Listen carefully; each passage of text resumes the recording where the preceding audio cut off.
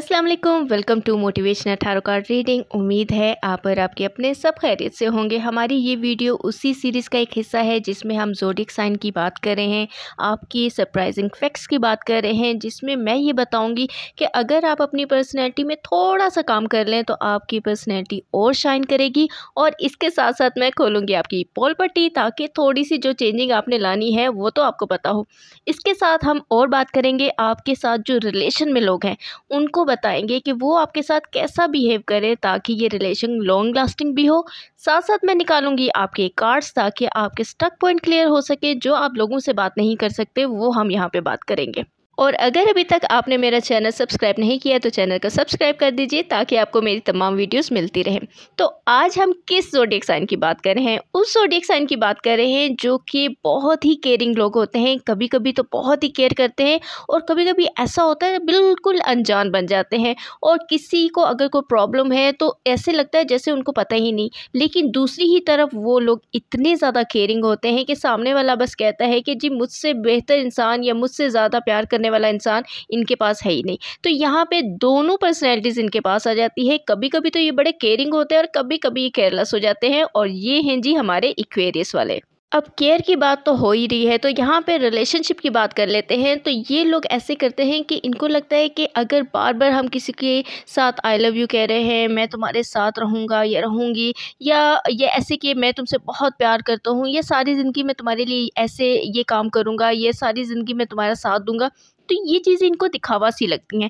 इनको थोड़ा सा ऐसे फील होता है कि जैसे कि सामने वाले को समझ लेना चाहिए कि मैं इससे कितना प्यार करता हूँ या मैं इससे कितना अटैच हूँ। तो ये थोड़ी सी प्रॉब्लम इनके साथ चलती रहती है और ये इन चीज़ों को दिखावा समझ रहे होते हैं। यहीं पे अगर इसकी बात की जाए तो ये अपने ही जो काम ये कर रहे होते हैं या अपनी प्रोफेशनल लाइफ में करते हैं, इनको लगता है कि ये अपने ही तरीके से काम करें और इनको चाहे रूल्स ही क्यों ना ब्रेक करने पड़े, ये वहाँ तक पहुँच जाते हैं और अपने काम को कंप्लीट करते हैं। अच्छा, क्योंकि इनके अंदर ना क्रिएटिविटी भरी हुई होती है, कूट कूट के भरी हुई होती है, तो इस वजह से ये अपनी लाइफ में जो भी काम कर रहे होते हैं वो दूसरों से थोड़ा सा अलग सा नज़र आता है। या फिर ऐसे कह सकते हैं कि दूसरे एक साइड पे चल रहे होंगे, ये दूसरी ही साइड पे चल रहे होंगे। ये अपने माइंड में इतनी चीज़ें क्रिएट कर रहे होते हैं कि वो चीज़ बिल्कुल अलग थलग सी नज़र आती है। लेकिन इसको लेके ये थोड़े से लापरवाह भी होते हैं। यहीं पर ये अपनी जो इनके पास इतना बड़ा हुनर है रब ताला ने इनको दिया होता है, ये उससे थोड़े से लापरवाह होते हैं या फिर उसकी तरफ फोकस नहीं करते। चले, अब ये बात हो ही रही है तो मैं आपको बता देती हूँ कि थोड़ा सा अपनी इस चीज़ पे फोकस करें। आप लोग बहुत अच्छे काम कर सकते हैं। ऐसे काम जो दूसरे के माइंड में नहीं आते वो आप लोगों के माइंड में होते हैं और आप क्योंकि उस चीज़ को रियलाइज़ नहीं कर रहे होते, इस वजह से वो काम नहीं कर पाते। अब ज़रा बात की जाए इनकी पसंद की, तो बहुत ही मुश्किल पसंद है जी इनकी। इनको चीज़ें बहुत मुश्किल से पसंद आती हैं। वेरी वेरी सिलेक्टिव अगर कहा जाए ना इन लोगों को तो वो इनके लिए गलत नहीं होगा। इनको बहुत टाइम लगता है चीज़ों को सिलेक्ट करने में, पसंद करने में। इनको घंटों लग जाते हैं कि ये समझ नहीं आता कि ये इनको चीज़ पसंद है या नहीं। बहुत ही चूज़ी किस्म के लोग होते हैं और अगर इनको मूड इनका ख़राब हो जाता है, इनको समझ नहीं आ रही, तो ये वहीं पर सारी चीज़ें छोड़ देंगे। जब तक कि इनको वो चीज़ पसंद नहीं आती वो उसको कभी भी नहीं लेंगे ये। अच्छा, यहाँ पे एक छोटी सी बात है जो थोड़ी सी ऐसे कह सकते हैं कि एक्स्ट्रा वर्क की तरफ ले जाती है आपको और काफ़ी बार आपको नुकसान भी हुआ है। बाद में आप रियलाइज़ करते हैं कि यार यहाँ पे थोड़ा सा कंप्रोमाइज़ कर लेना चाहिए था। वो ये चीज़ है जी कि आप हेल्प नहीं लेते। आप क्या कहते हैं कि आप किसी को काम के लिए नहीं कहेंगे और आपको क्या लगता है कि जितनी देर में मैं उसको काम को कहूँ या करने के लिए कहूँ तो मैं खुद ही क्यों ना कर लूँ। फिर वहाँ पर क्या होता है जी, आपको एक्स्ट्रा वर्क करना पड़ता है और आपको डबल मेहनत करनी पड़ती है और ये चीज़ आपको काफ़ी बार थका भी देती है और आपको रियलाइज़ होता है कि यार उस टाइम मुझे थोड़ा सा कंप्रोमाइज़ कर लेना चाहिए था। लेकिन वक्त तो गुजर चुका होता है और ये आदत आपकी काफ़ी पक्की हो चुकी होती है। आपके सेंस ऑफ ह्यूमर की बात की जाए ना तो वो दूसरों को काफ़ी देर में समझ आता है और जब तक उनको समझ आता है आप उस जगह से जा चुके होते हैं। और ज़्यादातर आपको ये होता है कि आपको अपने साथ टाइम स्पेंड करना पसंद होता है। आप पसंद करते हैं अपने लिए खाना बनाना, अपना ख्याल रखना, अपने लिए बनना संवरना आपको पसंद होता है और अपने लिए सोचना आपको बड़ा पसंद होता है। ये चीज़ें आपके लिए ऐसी होती हैं कि आप अपना ख्याल बहुत रखते हैं। एक्वेरियस वालों में एक बड़े मज़े की बात होती है कि अगर बहुत ही सीरियस किस्म की जी डिस्कशन चल रही है तो यहाँ भी ये लोग क्या करेंगे, इनका मतलब तो होगा ही नहीं उसको सुनने में क्योंकि ये इंटरेस्टेड नहीं होते। तो ये क्या करेंगे, वहाँ पे बेशक सर हिला रहे होंगे और बाकी सब समझ रहे होंगे जी इनको तो बड़ी समझ आ रही है, लेकिन यहाँ ही पे ये लोग अपनी ही किसी दुनिया में खोए हुए होंगे, वहीं पर सोच रहे होंगे और बिना बात के जो बकवास चल रही है ना वहाँ पर, तो ये कहेंगे कि भाई तुम बोलते रहो, मैं सर हिला रहा हूँ या हिला रही हूँ। और इससे बेहतर है कि वो क्या करेंगे, बात करते करते उस सिचुएशन से बाहर निकल जाते हैं। और यहाँ पे इनकी ये चीज़ चलती है कि वो सामने वाला समझ भी रहा होता है कि भाई इसने तो मेरी सारी बात सुनी है, लेकिन असल में ये होता है कि ये अपनी ही दुनिया में खोए हुए होते हैं और अपनी ही सोचों को वहाँ पे क्रिएट कर रहे होते हैं कि मैंने आगे करना क्या है। अभी तक तो एक्वेरियस की काफ़ी अच्छी अच्छी बातें मैंने बताई हैं, बड़े क्यूट मैंने बताए हैं। अब थोड़ी सी खोलती हूँ आपकी पोल पट्टी, यानी कि जो असल में आप हैं या फिर लोगों को पता नहीं है।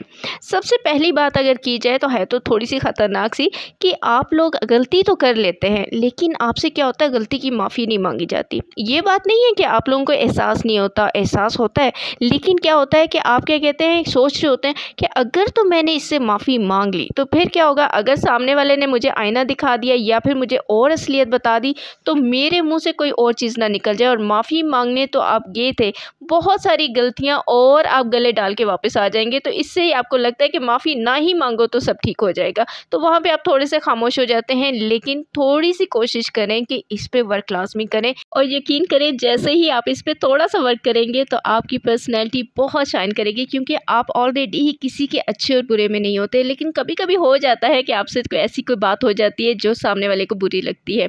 यहाँ पे अगर दूसरे पॉइंट की बात करें तो एक्वेरियस वाले बड़े समझदार होते हैं। इनको पता है अगर कि इनके करीब के लोग में कुछ लोग इनको पसंद नहीं करते तो ये क्या सोचते हैं जी, you damn care about it. आप यहाँ पे कहेंगे तो मुझे तो फ़र्क ही नहीं पड़ता, कोई पसंद करता है करे, नहीं करता है तो ना करे। आप लोगों की केयर नहीं करते कि उसने मुझसे बात करनी है या नहीं करनी। और सबसे बड़ी बात कि आप अपना वक्त ज़ाया नहीं करते उनके साथ। लेकिन यहाँ पे एक चीज़ रखें कि बहुत ही जो करीब के लोग होते हैं कभी कभी आपसे अंदर से नाराज़ हुए होते हैं, तो थोड़ा कभी बात कर लिया करें। उससे ये होगा कि हो सकता है कि कोई मिसअंडरस्टैंडिंग है वो क्लियर हो जाए और आप लोगों का रिलेशन अच्छा हो जाए। थर्ड पॉइंट जो बात कर सकते हैं उसमें ये है कि ये थोड़ी सी आपकी बोरियत की बात करती हूँ कि आप एक काम को इतनी बार करते हैं कि जब तक आप उससे बोर ना हो जाए या थक ना जाए। अगर मैं यहाँ पे एक मिसाल लूँ किसी सॉन्ग की, तो आप एक सॉन्ग को इतनी दफ़ा सुनेंगे कि जब तक वो आपको जहर नहीं लगने लगता ना तब तक आप उसको सुनते रहेंगे। एक और चीज़ यहाँ पे है कि लोगों की ज़ात को आपको समझ होती है कि मैंने अपनी ज़ात को इतनी आसानी से सामने वाले को नहीं देना, यूज़ नहीं करने देना कि वो मेरा फ़ायदा उठाए और वो चलता फिरे। इसी वजह से मैं यहाँ पे कहती हूँ कि आप लोग अपनी ज़ात को सबसे पहले रखते हैं। एक और चीज़ जो थोड़ी सी मुश्किल भी है कि आप लोगों को सेकंड चांस नहीं देते, और यहाँ पे मैं एडवाइस भी करूँगी कि प्लीज़ जितना हो सके आप सेकंड चांस लाजमी दें, क्योंकि बहुत सारे ऐसे लोग आपसे दूर हो रहे होते हैं जो आपसे बहुत प्यार करते हैं, आपके साथ रहना चाहते हैं, लेकिन क्योंकि आप सेकंड चांस की तरफ जाते ही नहीं है और क्योंकि आप खुद भी आदत होती है कि आप माफ़ी की तरफ नहीं जाते, तो यहाँ पे आपके बहुत सारे ऐसे लोग होते हैं जो आपसे दूर चले जाते हैं और वहाँ पे ये होता है कि उनकी वापसी का रास्ता आप बंद कर देते हैं।